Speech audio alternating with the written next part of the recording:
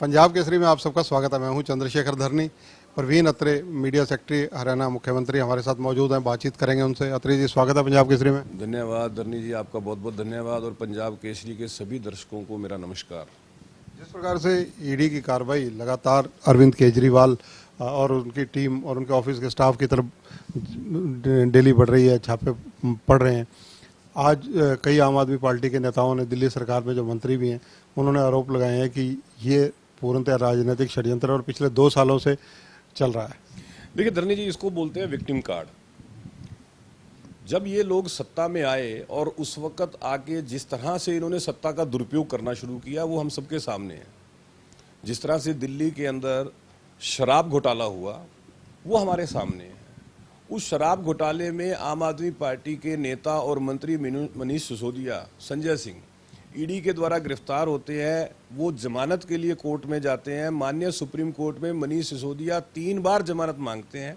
तीनों बार माननीय supreme court उनकी जमानत की अर्जी को रद्द करती है और ये टिप्पणी करती है कि प्रथम दृष्टया 328 करोड़ की ट्रेल नजर आती है। तो इसका मतलब ये है कि जब माननीय कोर्ट भी ये बात कह रही है तो 328 करोड़ तो प्रथम दृष्टया नजर आ रहे हैं। और ईडी क्या कह रही है? ईडी यही कह रही है कि इसके अंदर मनी लॉन्ड्रिंग। तो जब इस तरह के तथ्य सामने होने के बावजूद ये लोग इस तरह का विक्टिम कार्ड खेलते हैं कि ये तो पॉलिटिकल वेंडेटा है, राजनीति से प्रभावित है, मतलब कि आप भ्रष्टाचार करो लेकिन भ्रष्टाचार की जांच ना हो, ऐसा कैसे संभव है? दूसरी तरफ कांग्रेस भी तो अब कह रही है कि लगातार जैसे भूपेंद्र सिंह हुड्डा को ईडी बुला रही है, कांग्रेस के भी यही आरोप हैं। दोनों के मिलते जुलते आरोप हैं, आम आदमी पार्टी और कांग्रेस के, यानी विपक्ष के, समझ लो। नहीं, भूपेंद्र सिंह हुड्डा के विरुद्ध जो भी मामले हैं, कुछ मामले तो कोर्ट में चल रहे हैं। कोर्ट के अंदर आरोप पत्र जब दाखिल होता है तो वो मामला क्या है? वो यही होता है ना कि जो आरोप लगे हैं, अगर उन आरोपों में कोर्ट कुछ सच्चाई देखती है तभी तो मामले को आगे बढ़ाने की बात करती है, वरना कोर्ट उसी वक्त रद्द कर देती। दूसरी बात, मानेसर लैंड डील की बात करते हैं, जिस मामले में ईडी ने भूपेंद्र सिंह हुड्डा से पिछली 2 बार पूछताछ की। मानेसर लैंड डील मामला बिल्कुल स्पष्ट है, जिन लोगों को उस विषय की जानकारी है। 912 एकड़ जमीन ओम प्रकाश चौटाला साहब मुख्यमंत्री थे, उनके कार्यकाल के आखिरी समय में जमीन एक्वायर करने के लिए एक प्रपोजल यानी कि सेक्शन 4 का नोटिस इशू होता है और सरकार ये कहती है कि वहां पे जो मानेसर के अंदर इंडस्ट्रियल एरिया के अंदर कर्मचारी काम करते हैं उनके लिए आवासीय सुविधा उपलब्ध कराएंगे। सरकार बदल जाती है, हुड्डा साहब की सरकार आ जाती है। भूपेंद्र सिंह हुड्डा, वो जो 912 एकड़ जमीन है उसमें से लगभग 400 एकड़ जमीन जब किसानों को सेक्शन 4 के बाद सेक्शन 6 का नोटिस इशू हो जाता है, सेक्शन 9 हो जाता है, किसान घबरा जाता है, तो बिल्डर जाते हैं किसानों के पास और वो किसानों की जमीन औने पौने दाम में खरीद लेते हैं। और जैसी वो जमीन बिल्डरों के पास आती है, हुड्डा साहब उस जमीन को रिलीज कर देते हैं। उस जमीन का सीएलयू हो जाता है। जहां पे कर्मचारियों के लिए आवास बनना था वहां पे बड़े बड़े हाई राइज बिल्डिंगें बन जाती हैं, बड़े बड़े टावर बन जाते हैं। मतलब जो जमीन की कीमत लगभग 1600 करोड़ रुपए उस वक्त थी, मात्र 100 करोड़ रुपए में वो जमीन किसानों की खरीद ली जाती है बिल्डरों के द्वारा। 1500 करोड़ की मनी लॉन्ड्रिंग हो जाती है और हुड्डा साहब चाहते हैं, कांग्रेसी चाहते हैं कि इसकी जांच भी ना हो। हुड्डा साहब ये भी कह रहे हैं कि विधायक दल की मीटिंग भी उन्होंने बुलाई है कि अगले बजट सत्र जो हरियाणा का शुरू होने जा रहा है उसमें सत्ता पक्ष को घेरा जाएगा। देखिए, हर जो विधानसभा का सत्र आता है लगभग यही रटे रटाए शब्द होते हैं विपक्ष के। हर बार इसी तरह के बयान आते हैं कि जी आप सत्ता पक्ष को घेरेंगे, सत्ता पक्ष को घेरेंगे। लेकिन जब विधानसभा का सत्र शुरू होता है, आपने देखा है हर बार विपक्ष किसी ना किसी बहाने से वॉकआउट करता है। हर बार विपक्ष का प्रयास ये होता है कि विधानसभा में जनता से जुड़े मुद्दों पे चर्चा ना हो। और ये जो हथकंडे विधानसभा में विपक्ष अपनाता है उससे विधानसभा का समय खराब होता है।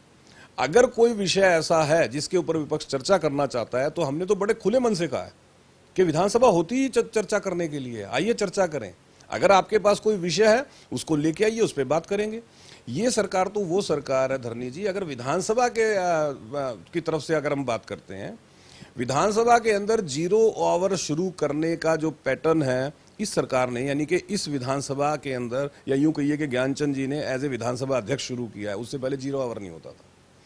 मतलब कि ऐसा समय 1 घंटे का विधानसभा अध्यक्ष ने निश्चित कर दिया कि कोई भी विधायक किसी भी विषय पे बात कर सकता है। घोटालों की बात करते हुए सत्ता पक्ष पर आरोप लग रहे हैं कि सहकारिता मंत्री से इस्तीफा लेना चाहिए बनवारी लाल जी से, क्योंकि करोड़ों का घोटाला हो गया उनके डिपार्टमेंट में और 12 लोग पकड़े भी गए। देखिए, ऐसा है, इस विषय में पहली चीज तो ये है कि जांच किसने की? सरकार ने। पकड़ा किसने? सरकार ने। जब सरकार कार्रवाई कर रही है, जो लोग इस तरह की बेईमानी या घोटालों में शामिल पाए जाते हैं उनके खिलाफ कार्रवाई होती है, गिरफ्तारियां होती हैं और जो भी कानूनी प्रावधान है उसके तहत एक्शन होता है। आधिकारिक रूप से आपके पास क्या जानकारी है, कितने लोग पकड़े गए और कितने करोड़ का घोटाला है? देखिए, ऐसा है कि 12 लोगों की गिरफ्तारी हुई है जिसमें 10 कर्मचारी हैं, इस तरह की जानकारी मेरे पास है। और दूसरा, ये शिकायत एक आम नागरिक ने की थी और उसकी शिकायत पे जांच की संस्तुति मंत्री जी ने की थी। तो विपक्ष जो ये बात कर रहा है मंत्री जी का इस्तीफा लो, मंत्री का इस्तीफा लो, भाई जिसने संस्तुति की शुरुआती दरखास्त की शिकायत पे जांच की, उसके बाद फिर विजिलेंस ने इस जांच को आगे बढ़ाया और जैसे जैसे जांच आगे बढ़ रही है, जो विषय सामने आ रहे हैं, जो लोग संलिप्त पाए जा रहे हैं, उनकी गिरफ्तारियां हो रही हैं। तो वैसे तो चर्चा जैसे है कि लगभग 100 करोड़ रुपए का मामला है। देखिए, ऐसा है, अभी इसमें जांच चल रही है। जांच के बाद जब जांच पूरी तरह से कंप्लीट हो जाएगी तब एग्जैक्ट फिगर सामने आएगी। अभी तक का जो मामला है वो 12 लोगों की गिरफ्तारी है जिसमें 10 कर्मचारी हैं और भी जो लोग इसमें शामिल पाए गए वो भी गिरफ्तार होंगे। एंटी करप्शन ब्यूरो ने इससे पहले भी कई बड़ी कार्रवाइयां हरियाणा में की हैं, कुछ IAS अधिकारी, कुछ और अधिकारियों पर भी गाज गिरी है। धरनी जी, वही मैं कहता हूं कि इस बात के लिए माननीय मुख्यमंत्री जी की प्रशंसा करनी चाहिए और माननीय मुख्यमंत्री जी का धन्यवाद करना चाहिए जिन्होंने हरियाणा के अंदर एक ऐसी पारदर्शी व्यवस्था बना दी, एक ऐसी शासन प्रणाली, एक ऐसी शासन व्यवस्था दी कि अगर कोई भी भ्रष्टाचार करेगा और सरकार के संज्ञान में आ गया तो वो बचेगा नहीं। अब जैसे आपने एंटी करप्शन ब्यूरो की बात की है, लगातार एंटी करप्शन ब्यूरो इस तरह के भ्रष्टाचार के खिलाफ कार्रवाई कर रहा है। जो भी विषय सरकार की जानकारी में आता है, चाहे वो कोई भी विषय और उसमें कोई भी व्यक्ति शामिल हो, बड़ा अधिकारी हो, नेता हो, सामान्य आदमी हो, कोई भी शामिल है, उसके खिलाफ कार्रवाई होती है, गिरफ्तारी होती है। ये हम लगातार देख रहे हैं, बड़े बड़े अधिकारी गिरफ्तार हुए हैं, IAS स्तर के अधिकारियों पे कार्रवाई हुई है, सामान्य अधिकारियों पे कार्रवाई हुई है, कर्मचारियों पे हुई है। तो इस बात के लिए माननीय मुख्यमंत्री जी का धन्यवाद करना चाहिए क्योंकि उन्होंने जब सत्ता संभाली थी तभी ये बात बोल दी थी कि भ्रष्टाचार पे जीरो टॉलरेंस। जी, एक खबर कई जगह चल रही है, प्रचारित हो रही है, प्रसारित हो रही है कि JJP के नेता कह रहे हैं, वैसे तो BJP की तरफ से कोई अधिकृत बयान नहीं आया, कि JJP और BJP गठबंधन में चुनाव लड़ने जा रहे हैं। कोई ऐसे गठबंधन का कोई मसौदा तैयार हुआ है? देखिए, हमारे नेता सार्वजनिक मंच से कई बार ये बात स्पष्ट कर चुके हैं, गठबंधन का जो विषय है वो हमारे शीर्ष नेतृत्व का विषय है, हमारे पार्लियामेंट बोर्ड का विषय है। इसके ऊपर हमारा पार्लियामेंट बोर्ड निर्णय लेगा और जो भी निर्णय होगा वो हम आपके समक्ष रखेंगे। फिलहाल भारतीय जनता पार्टी 10 की 10 लोकसभा सीटों की तैयारी कर रही है और हमारा एकमात्र उद्देश्य है 10 की 10 लोकसभा सीटें जीत के तीसरी बार माननीय प्रधानमंत्री नरेंद्र मोदी जी को देश का प्रधानमंत्री बनाना। हरियाणा का बजट सत्र आने वाला है, मुख्यमंत्री वित्त मंत्री भी हैं, किस प्रकार के बजट की उम्मीद करते हैं आप? देखिए, आप जितने इससे पहले बजट माननीय मुख्यमंत्री जी ने बतौर वित्त मंत्री पेश किए हैं, आप किसी बजट को उठा के देख लीजिए। पहले तो टैक्स रहित बजट, कोई नया टैक्स नहीं लगाया गया। दूसरा, जो बजट के अंदर कैपिटल एक्सपेंडिचर का प्रावधान होता है, जो प्रोविजन किया जाता है, आप पिछले बजट में अगर देखते हैं तो लगभग 40,000 करोड़ रुपया as a capital expenditure provision किया था मुख्यमंत्री मनोहर लाल जी ने बजट के अंदर। मतलब कुल बजट का लगभग 35 से 40% के लगभग कैपिटल एक्सपेंडिचर के तौर पे प्रोविजन किया गया।